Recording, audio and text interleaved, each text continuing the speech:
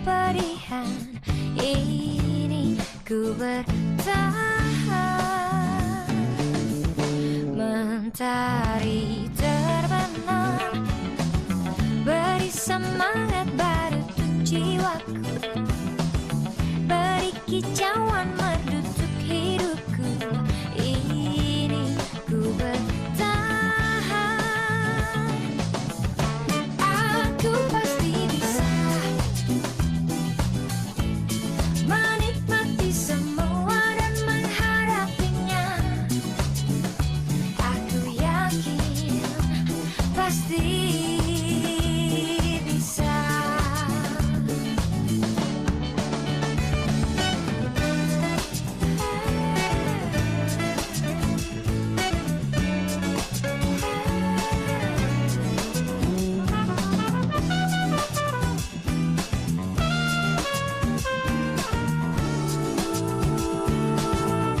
Matahari terbenam, beri semangat baru untuk jiwaku, beri kicauan merdu untuk hidupku.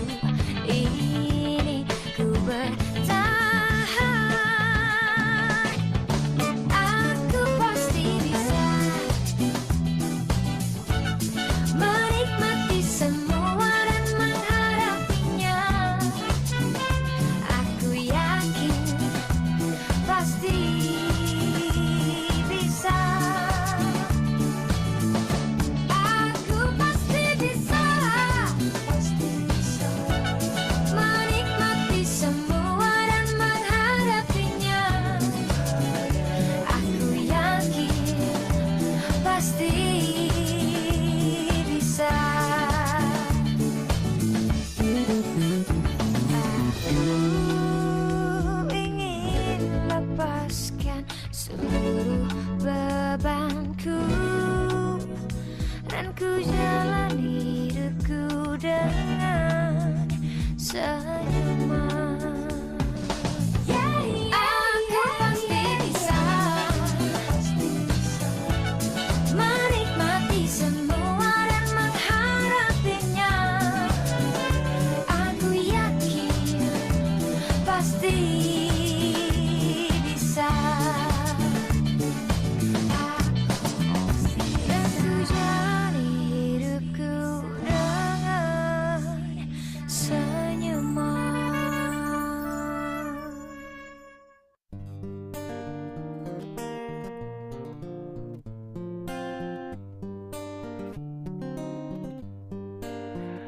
Apapun mereka bilang, tekadku takkan hilang. Jalanku masih panjang, garis akhir yang ku pandang.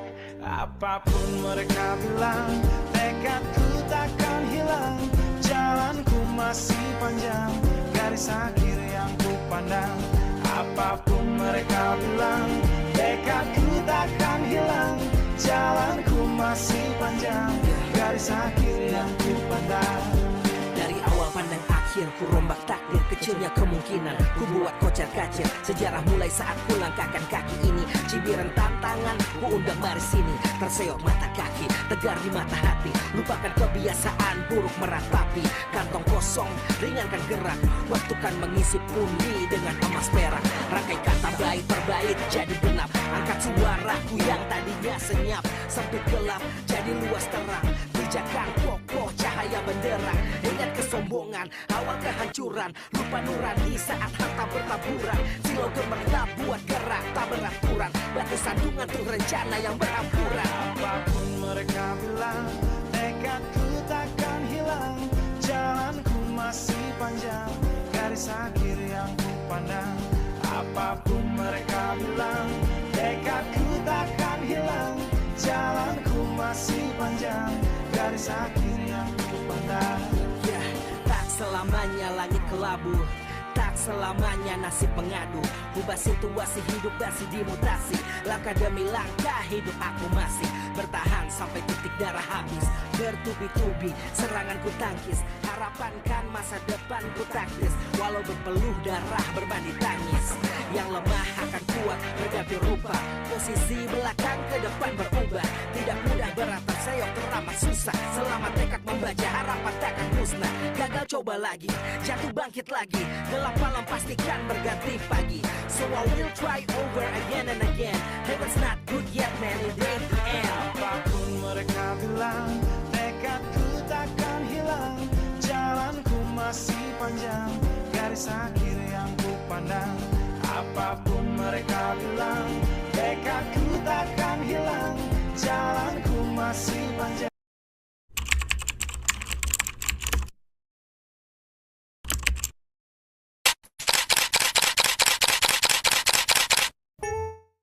Carlo Institute adalah organisasi nirlaba di bawah naungan Kalista Kasih Indonesia yang berfokus pada gerakan green living dengan moto "Ayo ciptakan hutan di mana saja".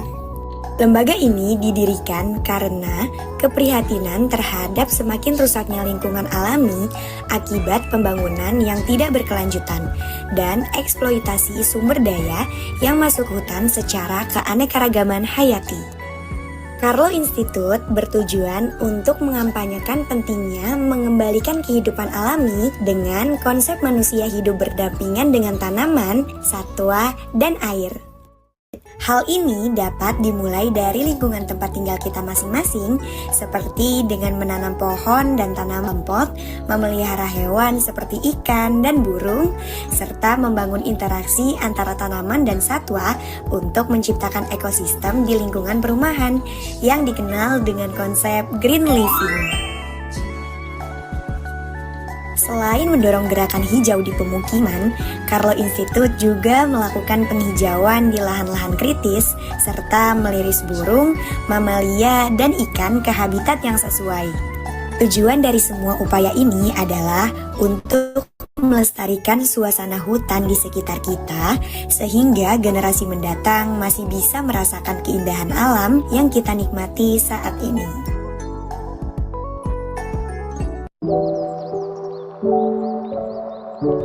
Ini adalah konsep green living, di mana setiap sisi rumah diisi tanaman dan satwa.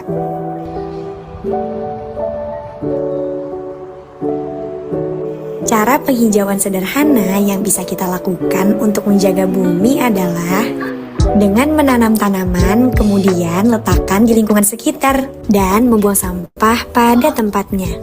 Mari kita sama-sama hijaukan bumi kita. Tanam pohon, jaga lingkungan, ciptakan dunia yang lebih hijau untuk generasi mendatang. Semangat penghijauan, semangat perubahan. Salam Carlo Institute Jakarta.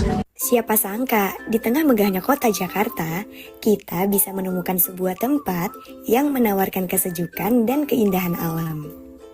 Habitat Park bukan hanya sekedar taman biasa. Ini adalah contoh nyata bagaimana penghijauan kota bisa diwujudkan meski di area yang padat. Dengan konsep yang modern namun tetap selaras dengan alam. Tidak hanya tentang estetika, ini adalah simbol dari upaya kita semua untuk lebih peduli terhadap lingkungan. Penghijauan di kota bukanlah hal yang mustahil. Selain menjadi tempat yang menyegarkan bagi pikiran, Habitat Park juga berfungsi sebagai paru-paru kota, menyerap polusi dan menghasilkan oksigen yang sangat dibutuhkan oleh lingkungan perkotaan. Taman ini menginspirasi kita untuk lebih peduli terhadap pentingnya penghijauan bahkan di area yang terbatas. Ini adalah bukti nyata bahwa penghijauan kota tidak hanya memberikan keindahan, tetapi juga kehidupan.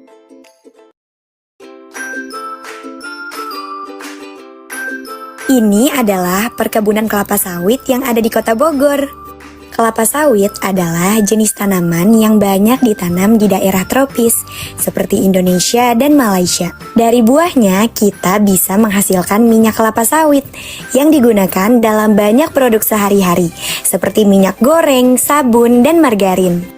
Kelapa sawit adalah tanaman yang sangat bermanfaat bagi kita semua. Dengan pengolahan yang baik, kita bisa terus menikmati manfaatnya tanpa merusak lingkungan. Di tiap helai daun kelapa sawit, tersimpan harapan untuk masa depan yang lebih hijau.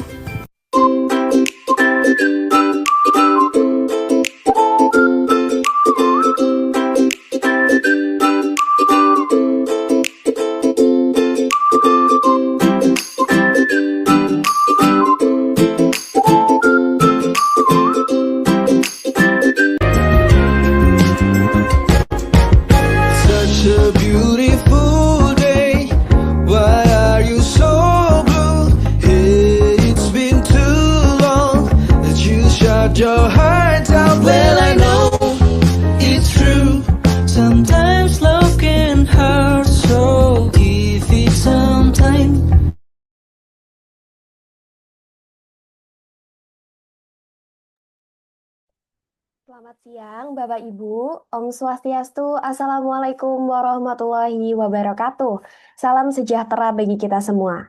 Selamat datang kembali di webinar Carlo Institute. Perkenalkan, saya Nabila Azahra selaku Master of Ceremony yang akan memandu jalannya webinar pada siang hari ini dengan judul Pengolahan Biogas dari Limbah Industri Tahu. Sedikit kami informasikan kepada Bapak Ibu peserta webinar bahwa Carlo Institute merupakan organisasi nirlaba di bawah naungan Kalista Foundation yang bergerak pada gerakan Green Living dengan moto Ayo Ciptakan Hutan di Mana Saja. Lembaga ini didirikan karena keprihatinan terhadap semakin rusaknya lingkungan alami akibat pembangunan yang tidak berkelanjutan. Sebelum acara dimulai, izinkan saya membacakan beberapa hal yang perlu diperhatikan demi menjaga konduktivitas jalannya webinar. Yang pertama, silakan untuk menonaktifkan audio saat MC atau narasumber berbicara, serta boleh mengaktifkan audio saat diberi kesempatan berbicara. Yang kedua, boleh makan dan minum karena acara ini bersifat santai namun tetap fokus. Dan yang ketiga, pertanyaan bisa ditulis di room chat, raise hand, atau bisa mengaktifkan audio secara langsung. Baik, Bapak Ibu peserta webinar, kali ini kita sudah terhubung dengan narasumber kita yang sangat luar biasa pada hari ini, yaitu Bapak Insinyur Prasetya di MM. Halo Bapak, apakah sudah terhubung Bapak?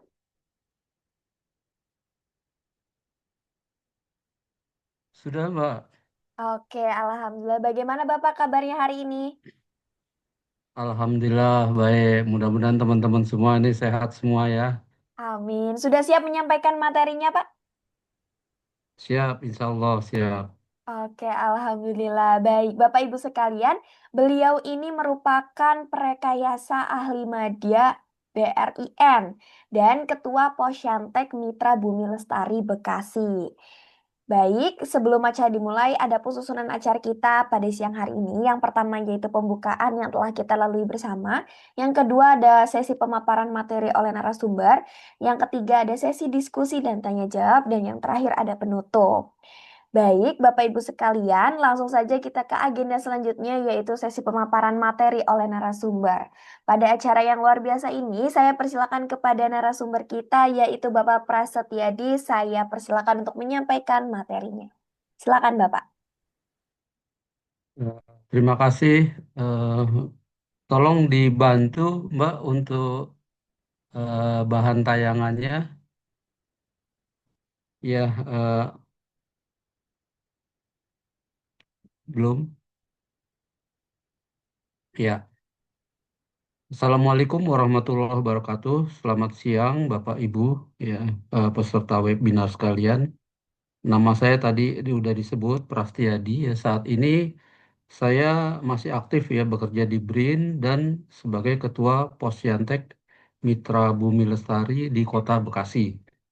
Nah, saya yakin Bapak Ibu sekalian pernah melihat pabrik tahu ya. Hari ini kita akan membahas pengolahan biogas dari limbah industri tahu. Dan saya akan mengajak Bapak dan Ibu sekalian untuk berdiskusi ya bagaimana penanganan limbah cair organik ya industri tahu. Ya, jadi kami berharap Bapak Ibu sekalian bisa mengikuti kegiatan ini sampai selesai sehingga memperoleh pemahaman dasar yang utuh ya dan nantinya dapat berpartisipasi secara langsung dalam pengelolaan lingkungan khususnya penanganan limbah organik yang ada di sekitar kita. Next, Mbak. Nah, saya ingin mengawali dengan pemutaran video ya. Silakan, Mbak, diputar. Suaranya belum keluar, Mbak. Suaranya belum keluar ya Pak? Belum. Oke, baik. Sebentar saya, bentar Pak.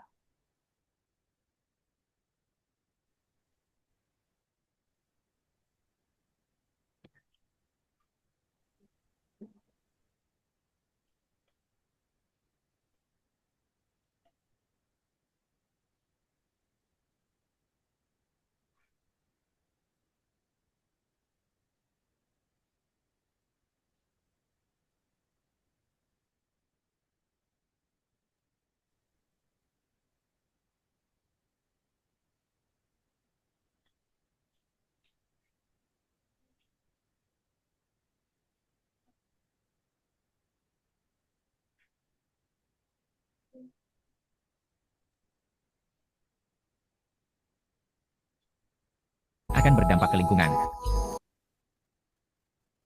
Apakah sudah terdengar tadi Pak suaranya? Tadi terdengar. Oke, baik. Saya play ulang ya, Pak. Ya. Air limbah tahu harus dilakukan pengolahan sebelum limbah tersebut dibuang. Industri tahu yang menghasilkan limbah cair, apabila tidak dilakukan pengelolaan dan dibuang ke perairan, akan mempengaruhi sifat fisik, kimia air yang berpengaruh pada kelangsungan hidup organisme perairan. Para pelaku usaha tidak menyadari dan minimnya wawasan tentang pengelolaan limbah cair tahu yang akan berdampak ke lingkungan. Air limbah tahu harus dilakukan pengolahan sebelum limbah tersebut dibuang ke perairan untuk mencegah timbulnya masalah buangan limbah tahu. Banyak pabrik tahu skala rumah tangga di Indonesia tidak memiliki proses pengolahan limbah cair. Ketidakinginan pemilik pabrik tahu untuk mengolah limbah cairnya disebabkan karena kompleks dan tidak efisiennya proses pengolahan limbah, ditambah lagi tidak menghasilkan nilai tambah. Padahal, limbah cair pabrik tahu memiliki kandungan senyawa organik tinggi yang memiliki potensi untuk menghasilkan biogas melalui proses anaerobik. Dengan mengkonversi limbah cair pabrik tahu menjadi biogas, pemilik pabrik tahu tidak hanya berkontribusi dalam menjaga lingkungan tetapi juga memperoleh manfaat biogas untuk kebutuhan masak sehari-hari dan kompos cair sebagai penyubur tanaman. Pada studi dan terapan aplikasi lebih lanjut, pemanfaatan limbah cair tahu menjadi biogas bahkan berpotensi untuk meningkatkan pendapatan usaha dengan mengurangi konsumsi bahan bakar pada proses pembuatan tahu.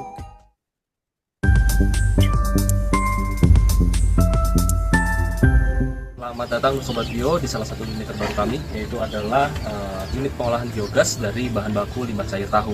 Yang di belakang saya ini adalah sama dengan Universitas Pertamina dan juga Pertamina Foundation yang telah melahirkan sebuah unit pengolahan biogas kapasitas 3.000 liter dengan saat ini hydraulic retention time-nya adalah 3 hari atau limbah yang diolah per harinya itu adalah 1.000 liter dengan produksi gas sampai saat ini adalah sekitar 3.400 liter biogas. Dan sekarang mari kita lihat bagaimana instalasi atau mekanisme kerja dari alat ini di bagian saat ini kita ada di bagian belakang unit instalasi dan ini di bawah sini yang di bawah saya ini adalah drum tempat limbah ditampung ya dari pabrik tahu akan mengalir ke sini dan nanti di sini akan dipompa dalam unit instalasi ya melalui pipa yang akan naik ke atas ya nanti masuk ke dalam bawah bagian reaktor. Kemudian nanti di dalam reaktor ini akan terjadi beberapa proses untuk sehingga diciptakannya biogas. Nah, ketika biogas tercipta dia nanti akan dialirkan ke penerima. Nah, ini melalui pipa-pipa yang ini ya. Pipa ini dari contoh nanti terus ke atas dan akan masuk ke rumah penerima atau pemancar ini sudah dipadukan dengan teknologi panel surya yang dapat memanaskan jaket atau sistem dari instalasi biogasnya. Nah, nantinya diharapkan dengan adanya peningkatan atau menjaga suhu dari jaket atau sistem dari pengolahan ini, maka temperatur dalam reaktor itu bisa terjaga dan bisa menghasilkan gas yang secara optimal. Nah, ini adalah instalasinya. Kemudian ini adalah pipa outlet ya, teman-teman. Jadi dari reaktor yang sudah diproses itu akan keluar lewat bawah sini ya. Kemudian nanti akan mengalir ke sini ditampung di drum outlet sebelum nanti akan keluar ke badan sungai air yang telah diolah, air limbah yang telah diolah. Nah, untuk outlet atau hasil gasnya sendiri itu keluar dari pipa yang ada di bawah sini ya, teman yang kecil ini nanti akan dialirkan ke penerima dari biogas. Nanti kita akan lihat seperti apa. Ini saya sedang berada di rumah salah satu penerima biogas dan tadi ketika kita sudah lihat ya outlet pipa dari unit instalasinya itu terhubung ke pipa yang ini ya, pipa yang ini kemudian ada valve yang ada selang berwarna oranye, lalu selang berwarna oranye yang ini dihubungkan ke kompor yang ini yang single. Jadi penerima biogas di rumah ini itu masih menggunakan 2 kompor ini dan ini adalah kompor biogas yang memang sediakan. Nah, sekarang kita coba nyalakan, caranya kita nyalakan valve-nya ya, kita putus sedikit, kemudian kita coba nyalakan ya. Nah, kita harus menggunakan pemantik karena biogas ini tekanannya rendah dan aman sehingga kita harus menggunakan pemantik untuk menyalakan. Kita coba nyalakan ya, ayo kita bisa menekan. Nah, ini adalah bentuk api biogas yang sudah digunakan sehari-hari untuk keperluan memasak dan ini bisa membantu ya terutama masyarakat untuk menggunakan api dari energi biogas sebagai substitusi LPG.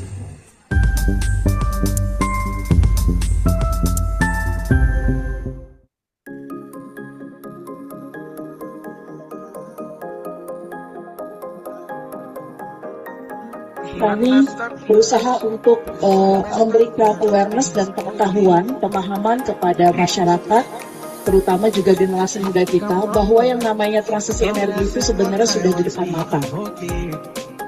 Harapannya adalah bahwa kegiatan yang sudah dijalankan oleh teman-teman Sobat Bumi di Desa Bojongkulur ini bermanfaat bagi masyarakat di Desa Bojongkulur, dan kemudian kegiatan ini bisa terus berlangsung dan bisa direplikasi ke desa-desa lainnya. Tujuan kegiatan ini adalah untuk membangun desa energi berdikari mulai dari embrio, tetapi dengan pendekatan melibatkan universitas sebagai pendamping. Diharapkan karena adanya universitas akan lebih tertata, akan lebih maju tahap demi tahap. Bumi Indonesia, kita bumi, selamatkan bumi.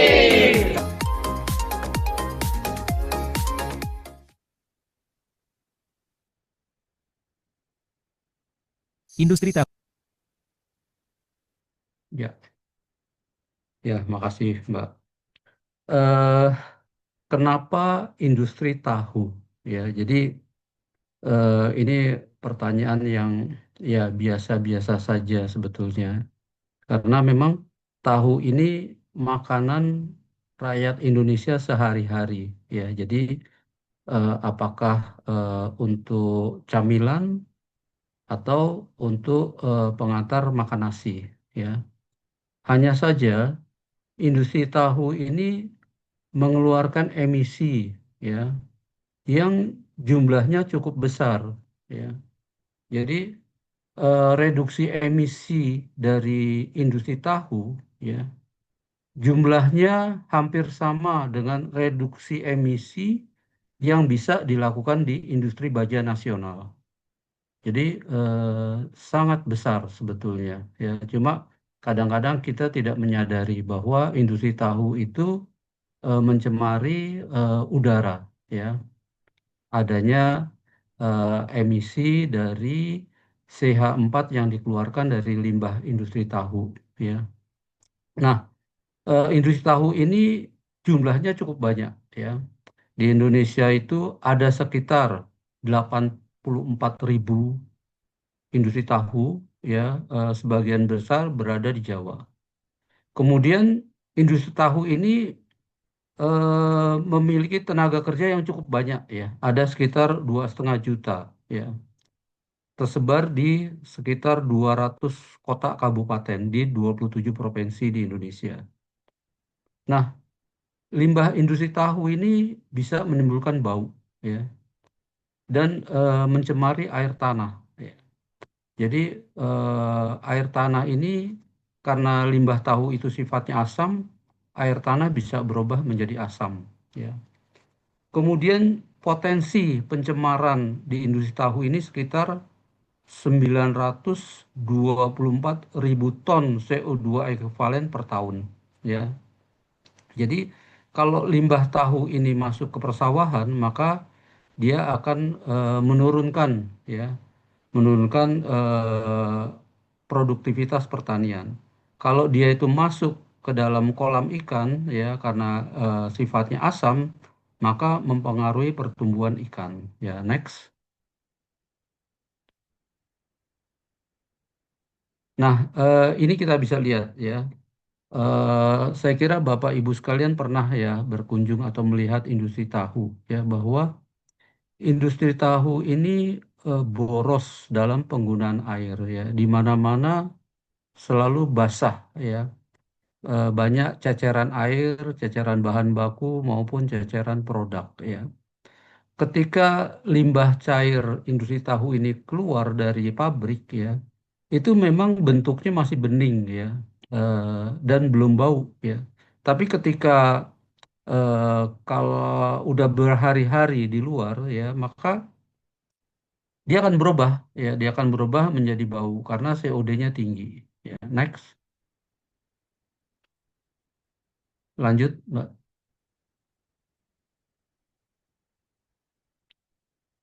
Ya, ini bisa kita lihat, ya, bahwa proses dari pengolahan tahu semuanya menggunakan air, ya, dari proses perendaman, pencucian, ya, kemudian ada proses penggumpalan, pencetakan, semuanya mengeluarkan limbah cair. Nah, ada 5 sumber, ya rata-rata ada 5 sumber eh, limbah cair yang dikeluarkan ya dari air bekas rendaman, kedelai dan cucian ya. Kemudian air dari proses penggumpalan dan air dari proses pengepresan. Selain itu juga setelah proses selesai biasanya eh, tempat atau lokasi dan peralatan itu disiram menggunakan air ya. Namanya air cucian ya. Nah, dari kelima jenis limbah yang keluar ini ada dua ya yang COD-nya tinggi, yaitu air dari proses penggumpalan dan air dari proses pencetakan. Nah, limbah dari kedua proses ini yang harus kita olah karena COD-nya tinggi. Ya, next slide-nya.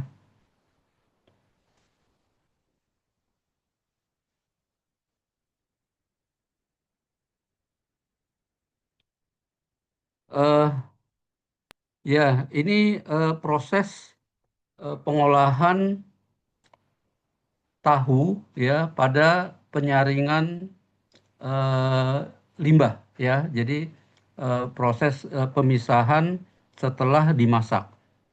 Jadi dimasak biasanya beserta ampasnya ya setelah digiling, nah kemudian dipisahkan. Nah disinilah awal mula terjadi proses karena setelah penyaringan ini nanti akan dicampur dengan asaman ya, proses pengasaman supaya pH-nya turun dan terjadi penggumpalan. Nah, proses ini ada bermacam-macam ya. Jadi selain disaring juga dicampur air segar ya. Jadi ada yang campurannya banyak, ada yang sedikit ya. Jadi ketika menyaringan itu biasanya dicampur air ya. Jadi kalau yang tanpa dicampur air itu COD-nya sekitar 15.000 sampai 17.000. Nah, yang dicampur dengan air pada proses penyaringannya COD-nya sekitar 7.000. Bahkan ada yang nyampur airnya banyak ya, lebih dari ukuran yang memang seharusnya sehingga COD-nya menjadi lebih kecil. Nah, COD inilah yang nanti akan berubah menjadi biogas. Jadi eh, untuk menghitung ya berapa jumlah biogas yang akan dihasilkan ini berdasarkan COD ya. COD-nya makin besar, maka biogas yang dihasilkan akan makin besar ya. Tapi ketika kita menghitung kapasitas reaktornya itu bukan COD tapi jumlah limbah cair ya. Artinya dengan pengolahan yang sama, kalau dia encer, maka COD-nya turun, tapi jumlah limbahnya naik. Ya, artinya kebutuhan reaktor untuk mengolah limbah menjadi lebih besar. Next, Mbak.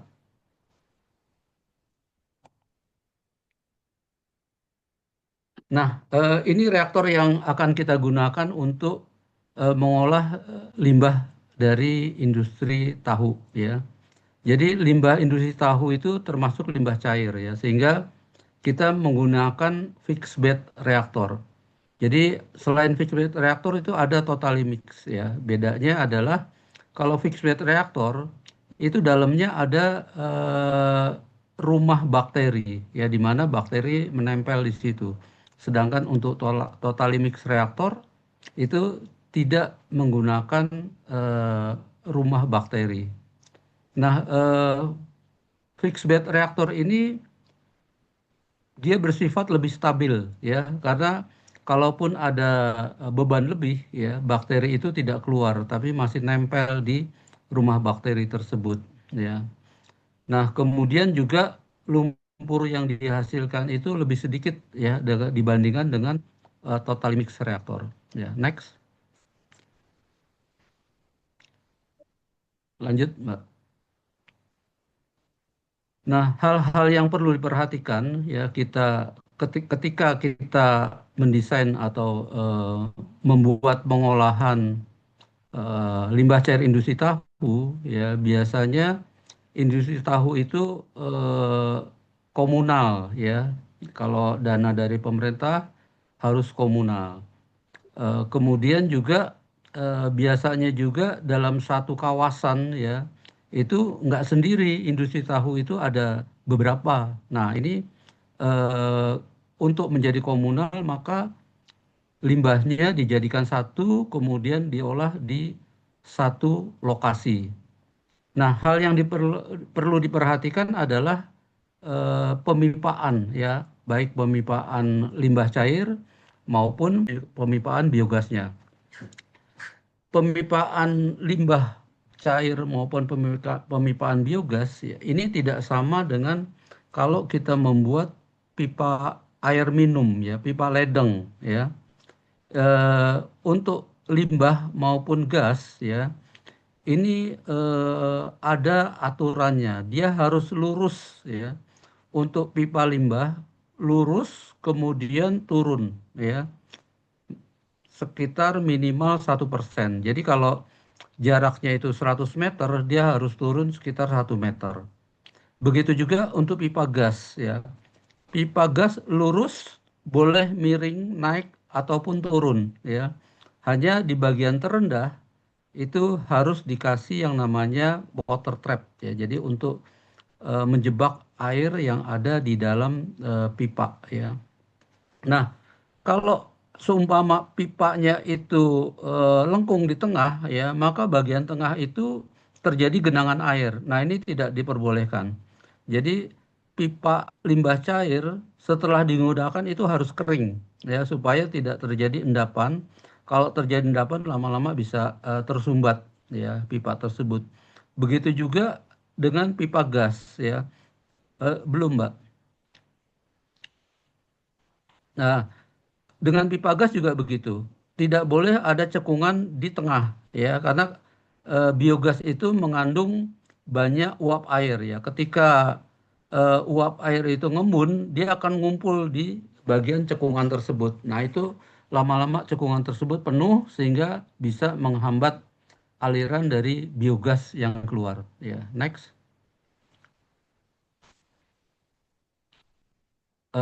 Sebelumnya, Mbak. Oh, iya betul ini. Nah, kemudian hal yang perlu diperhatikan selain tadi pemipaan adalah proses startup, ya. Ini banyak teman-teman yang memang gagal membuat pengolahan biogas limbah tahu karena proses startup ini tidak dilakukan secara benar, ya. Jadi proses startup ini adalah membentuk, ya, atau membentuk konsorsium bakteri, ya. Jadi pertama itu namanya pembenihan atau aklimatisasi, ya. Kita biasanya menggunakan kotoran sapi, ya. Jadi aklimatisasi sebetulnya juga proses adaptasi, tapi dari tadinya ada di perut sapi atau perut kerbau, ini berada di dalam reaktor. Jadi kita di proses ini adalah membentuk konsorsium bakteri untuk mengolah limbah menjadi biogas. Jadi nanti di sana bakteri memang yang tidak cocok, dia akan sendirinya mati, ya. Sehingga bakteri yang terbentuk adalah memang bakteri yang kita kondisikan, ya, sesuai dengan keinginan kita di dalam reaktor biogas. Yang berikutnya adalah proses adaptasi atau pengisian limbah. Nah, limbah tahu ini sifatnya asam, ya. Jadi asam itu sebetulnya bisa membunuh bakteri, ya. Jadi kalau bakteri kita kasih asam, ya, mati, ya. Padahal di dalam reaktor itu justru, ya, kita memelihara bakteri untuk mengolah limbah tersebut, ya, yang tadinya COD-nya tinggi menjadi COD-nya rendah, ya.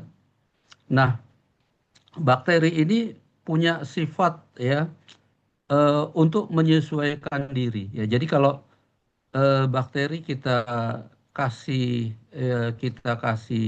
limbah, ya, katakanlah limbah tahu, di awal-awal bakteri ini mati ya, tapi sebelum mati dia udah beranak pinak ya. Nah, anaknya itu lebih kuat dari induknya ya. Sehingga memang kita perlu kasihnya sedikit-sedikit ya, bertahap. Jadi nggak boleh masukin memasukkan limbahnya itu sekaligus banyak. Jadi harus sedikit-sedikit ya, seperti kita merawat bayi gitu ya. Jadi harus dimasukkan makanan ke mulutnya dikit-dikit ya. Kalau udah kelihatan udah nggak tahan ya, kita nggak boleh paksakan masuk terus. Begitu juga eh, untuk memulai pengoperasian reaktor biogas. Jadi hal yang perlu kita amati adalah pH ya. pH dari limbah industri tahu itu sekitar 4 ya. Ketika proses dia akan turun menjadi 3 atau di bawah 3 ya. Kemudian proses berlanjut dia akan naik lagi sampai dengan normal di atas 6 ya, sampai 7,5. Nah, ketika outletnya itu pH-nya masih di bawah 6 berarti proses belum selesai. Kita masih perlu nahan ya, jangan dikasih umpan lagi. Ketika pH-nya sudah di atas 6 baru boleh dimasukin. Nah, begitu juga kita bisa kontrol dari persen metannya, CH4-nya. Jadi CH4 itu harus di bawah 50% ya, baru boleh dimasukkan. Kalau kita nggak punya metan tester, kita bisa menyalakan kompor ya, yang dari reaktor tersebut ya, dialirkan ke kompor. Kalau nyalanya itu normal, apinya tidak goyang, itu artinya udah di atas 50%. Tapi ketika apinya masih bergoyang ya, itu apa, CA4-nya di bawah 50%. Itu harus ditahan dulu ya. Kemudian juga produksi biogas ya. Biasanya 1 atau 2 hari ketika kita masukkan startup ini, dia udah keluar biogas. Tapi biasanya CH4-nya masih rendah, ya masih sekitar 20-30%. Nah, kemudian setelah hari keempat baru naik ya, baru bisa dibakar. Nah, ketika sudah kompor sudah bisa nyala atau pH-nya sudah sekitar 6, di atas 6, itu baru boleh diisi lagi. Ya, itu kira-kira cara startup ya. Next. Nah, ini contoh dari peralatan biogas yang pernah kami bangun ya. Ini ada di Kalisari. Kalisari itu di daerah Banyumas ya, Kabupaten Banyumas. Ini kita bangun tahun 2009 ya. Jumlah industrinya yang kita masukkan kemari limbahnya itu ada 13 industri. Kemudian jumlah olahannya ada 625 kilo ya, limbah cairnya 4 meter kubik. Besarnya reaktor ini 20 meter kubik ya, gas soldernya 10. Nah, dari biogas yang dihasilkan ini bisa untuk mengganti ya, mengganti LPG untuk 27 rumah tangga ya. Itu free ya. Mereka ganti LPG 100% menggunakan biogas. Nah, kemudian pembangunan ini didanai oleh Ristek ya. Next. Ini tahun yang sama ya, di Desa Cikembulan ya, itu bersebelahan dengan Desa Kalisari yang sama-sama memang merupakan sentra industri tahu di Banyumas ya. Ini ada 5 industri yang diolah, kemudian jumlah kedelai dari limbah industri itu ada 225, limbah cairnya 1,5 meter kubik ya, menggunakan reaktor 5 meter kubik. Dan volume gas soldernya 3 meter kubik. Ini digunakan oleh 7 rumah tangga ya. Dana juga pendanaan dari Kementerian Riset dan Teknologi waktu itu, tahun 2009. Next. Ya, ini sama di Biolita di Kalisari 2 ya. Ini tahun 2010 ya yang kita buat. Next.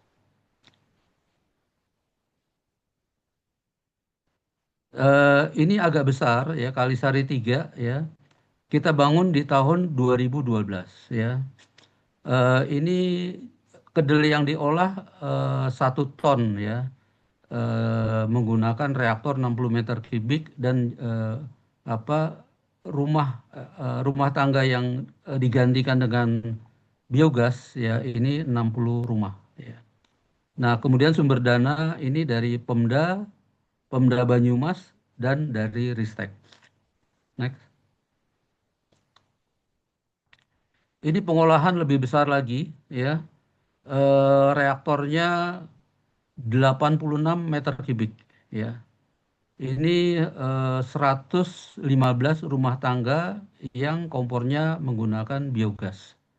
Eh, Pendanaan ini dari Pemda Provinsi Jawa Tengah dan Kementerian Riset dan Teknologi. Next. Ini pengolahan biogas limbah tahu di Probolinggo. Nah, ini kedelai yang diolah ini 500 kilo ya. Kemudian volume reaktor 43 meter kubik ya. Volume gas holder 27 meter kubik. Kemudian digunakan oleh 46 rumah tangga.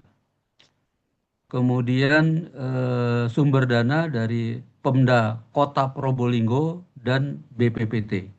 Ya, next.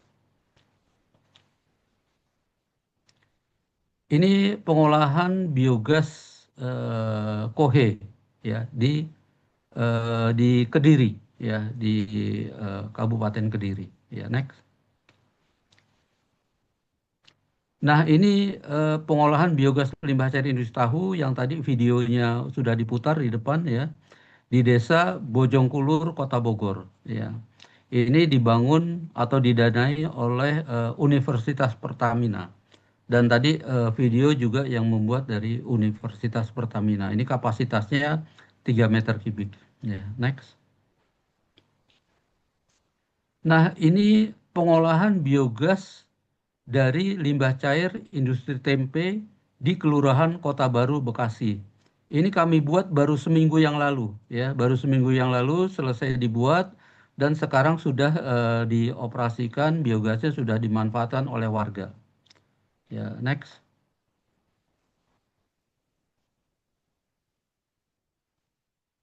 Lanjut, Mbak. Sudah, Pak. Ada video lagi nggak, Mbak? Nggak ada ya? Tidak sepertinya, Pak. Sudah di penghujung file. Oh, oke, oke. Ya, eh, mungkin itu ya yang kami bisa sampaikan. Mungkin nanti silahkan yang ingin berdiskusi. Mudah-mudahan kita bisa untuk apa saling mengisi. Ya, makasih Mbak. Baik, terima kasih Bapak atas pemaparan materinya. Langsung saja kita ke agenda yang selanjutnya, yaitu sesi diskusi dan tanya jawab. Namun untuk sesi diskusi dan tanya jawab ini, karena kami keterbatasan waktu, jadi kami batasi untuk 2-3 penanya. Kepada Bapak Ibu yang memiliki pertanyaan, bisa ditulis di room chat, raise hand, atau bisa mengaktifkan audio secara langsung. Silakan Bapak Ibu yang memiliki pertanyaan untuk kita berdiskusi di sesi diskusi kali ini.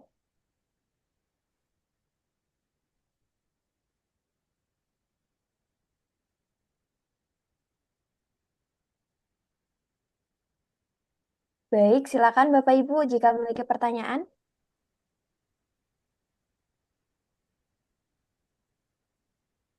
Atau ada yang mau sharing cerita atau ada yang mau menambahkan materi dari Bapak, boleh. Silakan nih Bapak Ibu.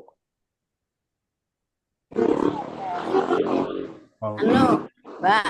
Ya, silakan Ibu Tuti. Ya, gini. Kalau yang ditampilkan oleh Bapak Pras ya, itu kan skalanya besar ya. Ya apa? Tapi kalau di kita kan bukan skala besar. Di mana itu misalnya di dusun gitu ya. itu kan tahunya itu kan dalam skala kecil. Itu mungkin sama apa tuh Mbak namanya tuh cara pengolahannya sama begitu mungkin. Kemudian reaktornya itu apa juga sama, cuma dalam jumlah kecil gitu aja. Mungkin apa itu namanya? Apa itu alatnya Ya, mungkin bisa dijelaskan sehingga kita itu bisa juga memanfaatkan yang ada di sekitar kita gitu. Terima kasih Mbak. ya, Oke, ya, baik langsung saya Ibu. jawab ya, Bu Ya, Tuti. Bapak silakan. Mohon Oke. izin. Ya, makasih Bu Tuti. Jadi gini Bu Tuti, itu di desa Kalisari ya, itu juga mereka sebetulnya kecil-kecil ya pengrajinnya, ada yang membuat 30 kilo kedelai per hari, bahkan ada yang 20, 15 kilo gitu ya. Ada juga yang 40 kilo. Nah, mereka digabung jadi satu ya. Jadi kalau misalnya Ibu mau buat sendiri ya, Ibu bisa menggunakan toren air ya. Toren air yang ada di pasaran ya bisa dimodifikasi ya. Yang jelas dia harus kedap ya, nggak boleh bocor. Nah, kalau bocor itu nanti gasnya keluar atau prosesnya gagal. Jadi kalau dia kedap biasanya nggak masalah Bu, pasti jadi gitu. Mungkin itu Bu, apa menjawab pertanyaan saya Bu? Pertanyaan Ibu? Mohon maaf Ibu Tuti, sepertinya masih termute audionya jadi belum masuk. Iya ya. Apa itu nanti koordinasinya dengan apa ya? Lembaga misalnya di LH atau siapa Pak ya? Sehingga bisa terlaksana begitu maksudnya. Terima kasih. Iya, gini Bu, biasanya mungkin Ibu lewat perwakilan ya, kalau misalnya apakah lewat desa ya, lewat desa atau lewat barangkali kalau Ibu ada kenalan partai ya, itu bisa Bu untuk mencari pendanaan ya. Jadi yang jelas itu memang kita harus upayakan supaya limbah yang ada di sekitar kita itu bisa tertangani dengan baik. Gitu, Bu. Nanti kalau misalnya apa Ibu ada kesulitan atau Ibu mau bertanya, bisa hubungi saya, Bu. Nomor saya ada di panitia. Gitu, Bu. Ya. Oke, baik. Terima kasih Bapak. Apakah sudah cukup Ibu jawabannya? Oke, baik. Nanti untuk mendapatkan nomor Bapak, nanti Bapak ada di grup yang sudah di-share oleh admin di room chat ya, Bapak Ibu. Nanti Bapak Ibu bisa mendapatkan nomor Bapak Prasetyadi ada di dalam grup tersebut. Baik, saya lanjut ke pertanyaan selanjutnya. Ini ada di room chat Bapak, dari Bapak Alit. Berapa orang tenaga yang mengoperasikan setiap unit pengolahannya? Silakan dijawab, Pak. Iya, makasih Pak Alif. Jadi eh, kita bikin itu gravitasi ya. Jadi tidak ada tenaga khusus yang mengoperasikan ya. Kebetulan di sana itu kontur tanahnya cukup baik untuk gravitasi. Jadi beberapa industri itu bisa digabung menjadi satu, limbahnya mengalir sendiri. Begitu juga biogasnya ya. Biogas yang kita hasilkan itu udah punya tekanan dan mengalir ke rumah masing-masing pengguna ya. Jadi tidak perlu atau tidak ada biaya untuk operasional. Paling hanya perawatan ya. Yang jelas tidak tidak diperbolehkan barang-barang selain ya, selain limbah tahu yang masuk ke sana. Jadi paling pemeliharaan saringan di masing-masing industri tersebut. Begitu, Mbak. Oke, baik Bapak, terima kasih. Kita beralih ke pertanyaan selanjutnya, Pak, dari Bapak Tito. Bagaimana cara mengukur COD? Apakah ada korelasi besarnya COD dengan gas yang dihasilkan? Silakan dijawab, Pak. Iya, betul. Jadi kalau ngukur COD, kita nggak bisa ngukur sendiri ya. Artinya kalaupun kita harus ngukur sendiri, kita harus punya peralatannya, ya. Artinya peralatan lab dan itu apa peralatan yang tidak biasa ya. Itu artinya harus laboratorium lingkungan yang punya ya. karena harganya juga cukup mahal ya. Begitu juga BOD ya. Jadi sebetulnya yang berubah menjadi biogas itu BOD ya, bukan COD-nya. Tapi ngukur BOD itu susah ya, butuh waktu lama, minimal 5 hari ya. Tapi kalau COD ngukurnya cepat, kira-kira sejam 2 jam juga selesai. Nah, cuma memang bisa dikonversi. Kalau itu organik, udah pasti organik. BOD itu kira-kira setengah dari COD-nya. Jadi kalau kita dapat COD 10.000, berarti BOD-nya 5.000 gitu. Nah, memang betul yang jadi biogas itu adalah BOD atau COD-nya tadi ya.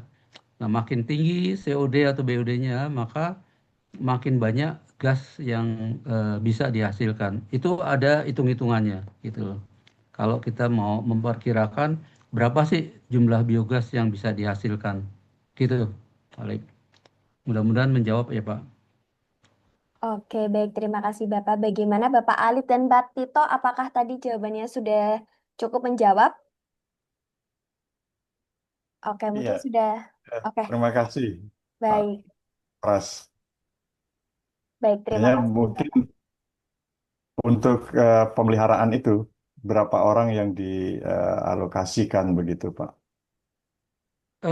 Ya, Pak. Jadi gini, Pak. Eh, kita tidak menyiapkan khusus ya orang untuk mengoperasikan, ya Pak. Jadi biasanya kita bangun, kemudian ada kelompok yang diserai tanggung jawab gitu. Nah, pengolahannya sendiri, dia ketika kita install, dia berjalan secara otomatis, Pak. Jadi karena tadi apa kita udah usahakan limbah masuk secara gravitasi, ya, maka tidak tidak perlu menyiapkan operator untuk memasukkan limbah. Jadi pekerja di pabrik dia bekerja normal seperti biasa, hanya kita buatkan ya, kita modifikasi di dalam pabriknya itu agar ya limbah limbah yang tidak kita olah dia punya saluran tersendiri dan limbah yang akan kita olah itu masuk ke tempat pengolahan kita. Jadi kita pisah di pabriknya udah kita pisah. Jadi si si apa pekerja pabrik tidak direpotkan lagi oleh bagaimana harus mengisi, bagaimana harus memisah, gitu Pak. Begitu juga perawatan lainnya ya. Ya paling-paling kalau tidak apa kalau misalnya ada pohon rubuh sehingga ini saluran jadi pecah atau patah itu, nah itu yang harus diperbaiki. Tapi kalau nggak ada kecelakaan seperti itu, biasanya sih aman-aman saja Pak. Ya karena gasnya juga udah punya tekanan ya, dan dia udah ngalir sendiri ke rumah-rumah ya. Nah tekanannya itu berapa besar itu tergantung yang kita desain gitu Pak. Ya biasanya 5 cm air itu udah bisa ngalir ke rumah-rumah, Pak. Dan kami biasa menggunakan sekitar 10 lah, 10 cm air supaya nyala kompornya juga cukup besar, gitu, Pak. Terima kasih Pak Pras. Ya, makasih Terima- kembali, Pak Lid. Untuk di Jogja sudah ada terinstall belum Pak? Eh, mungkin sudah ada, Pak. Tapi saya belum pernah masang di sana, Pak. Jadi saya masang tadi di Banyumas. Kalau di Banyumas ada banyak Pak. Tadi kan cuma ada berapa ya 5. Tapi mungkin di Banyumas sekarang udah ada 10 lebih lah Pak. Gitu loh. 10 lebih. Kalau di Probolinggo kami pasang satu Pak. Kami pasang satu, tapi sekarang udah ada mungkin sekitar 5 lah. Karena waktu kami mau pasang, kami training dulu ya orang Pemda sana, dan ketika bikin mereka ikut bikin Pak, sehingga mereka mereka langsung bisa bikin sendiri gitu Pak. Ya, terima kasih Pak Pras. Nanti suatu saat kami Makasih, undang ke makasih Jogja kembali Pak. Pak Lid. Oke, baik. Terima kasih Bapak Alit atas pertanyaannya dan Bapak Pras atas jawabannya. Satu pertanyaan terakhir mungkin ya, karena kami keterbatasan waktu. Ini dari ada Ibu Dedeh, Pak. Sumber limbah cair pabrik tahu ada 5. Yang diolah itu yang COD-nya tinggi. Bagaimana cara pengolahan limbah cair dari sumber lain? Silakan dijawab, Pak. Gini, Ibu, jadi limbah limbah cair yang kita olah dengan sistem anaerobik ya. Jadi pengolahan ada dua, Bu. Jadi aerobik dan anaerobik ya. Nah, anaerob itu kalau dia itu limbahnya di atas 4.000 lah ya. Baru layak dengan anaerob ya. Kalau dengan aerobik ya atau kalau limbah cucian itu di bawah 1.000 mungkin ya. Jadi tidak efektif kalau diolah menggunakan anaerob ya. Biasanya itu dibuang begitu saja ya ke sudah boleh gitu loh. Artinya dia lebih ringan dibanding dengan limbah rumah tangga, Bu. Misalnya limbah rumah tangga cuci baju itu ya. Itu kita nggak ngolah, Bu ya. Itu kita langsung buang ke. Nah, begitu juga di industri tahu ya. Dari 5 sumber ya proses yang mengeluarkan limbah hanya 2 ya yang limbahnya dengan COD tinggi yaitu pengasaman dan pengepresan. Itu yang harus diolah ya karena biasanya di atas 5.000 ya, di atas 5.000 untuk yang encer ya dengan menggunakan air banyak dan bisa di atas 10.000 kalau penggunaan airnya sedikit ya.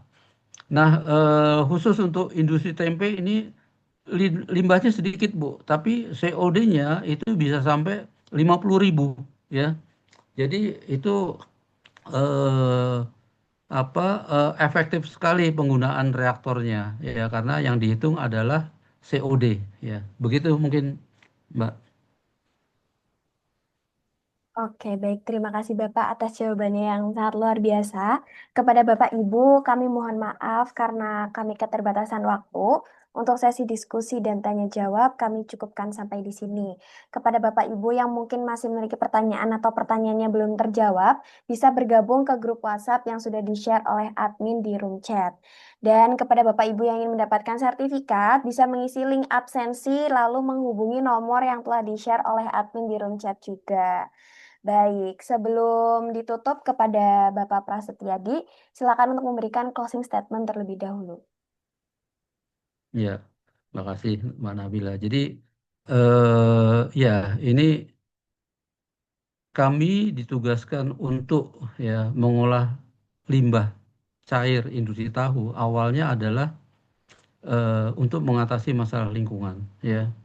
Tapi ketika kami sudah berhasil ya berhasil untuk mengolah limbah industri tahu bahkan ada bonusnya, ini masyarakat ini menuntut ya menuntut eh, supaya apa ya supaya mereka dapat bagian limbah bagian dari eh, biogasnya ya karena nggak semua masyarakat kebagian yang nggak kebagian ngiri gitu loh ngiri. Nah ini yang menjadi kesulitan kami ya. Jadi bahkan mereka menganggap ya mereka udah nyumbang ini mana dong imbalan buat buat buat saya gitu ya. Padahal kami sebetulnya bantu mereka untuk ngolah limbahnya, tapi kok ini jadi kebalik anggapan mereka gitu loh.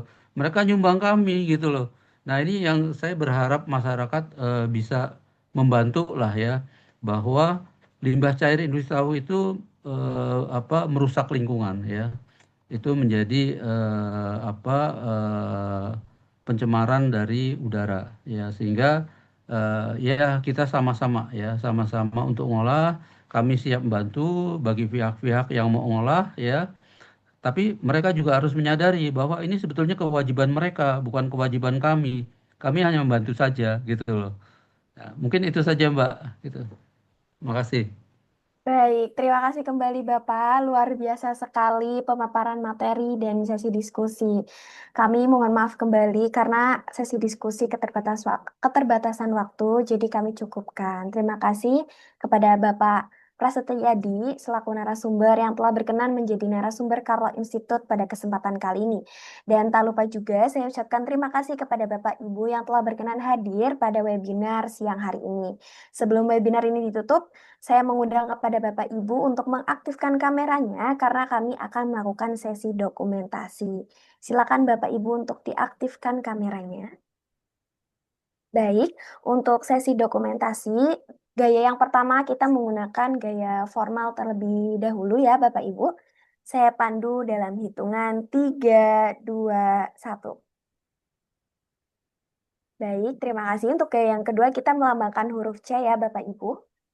Melambangkan Carlo Institute dan Kalista Foundation. Baik, saya hitung dalam 3, 2, 1. Baik, terima kasih Bapak Ibu yang telah berkenan mengaktifkan kameranya. Alhamdulillahirabbil alamin, selesai sudah webinar kita yang luar biasa pada siang hari ini. Saya selaku MC yang bertugas, mewakili panitia yang bertugas juga, memohon maaf yang sebesar-besarnya atas kendala-kendala yang terjadi pada webinar kali ini. Kepada Bapak Ibu yang ingin mendapatkan informasi lebih lanjut mengenai webinar kami selanjutnya, bisa bergabung di WhatsApp yang sudah tersedia di room chat yang telah di-share. Dan nanti di sana juga akan dibagikan materi yang baru disampaikan oleh Bapak Prasetyadi pada hari ini. Baik, saya ucapkan terima kasih. Saya Nabila Azahra pamit undur diri. Sampai jumpa di webinar Carlo selanjutnya. Wassalamualaikum warahmatullahi wabarakatuh. Salam. Terima kasih Mbak dan Pak Pras atas Ya, ilmunya. sama-sama, makasih. Sehat-sehat, Bu. Ya Pak. Terima kasih ilmunya Pak Pras. Sama-sama, Pak.